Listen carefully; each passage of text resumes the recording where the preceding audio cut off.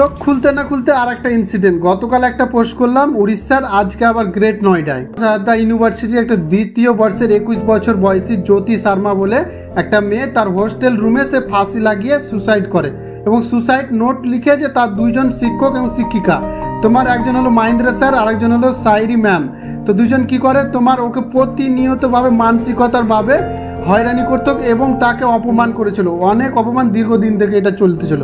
সে সহ্য করতে না পেরে সে এই পদক্ষেপটা নিয়েছে এবং পরিবারের যেটা অভিযোগ তাকে প্রতিনিয়ত বলছিল তাকে ফেল করা হবে এবং প্রচণ্ড চাপে রাখা হতো। এবং এই ব্যাপারটা জানার পর তার বন্ধু বান্ধবী কী করে ক্যাম্পাসের বিক্ষোভ জানায় এবং ছাত্রছাত্রীরা গেটের সামনে প্রোটেস্ট করে, তখন পুলিশ এসে তাদেরকে লাঠিচার্জ শুরু করার পর তার ছাত্রছাত্রী এবং পরিবারের লোক প্রচুর আহত হয়।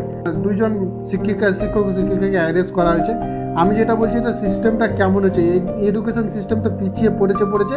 এবার এডুকেশন জায়গা দিয়ে সুসাইড করছে সবাই, সিস্টেমকে ঠিক করা দরকার।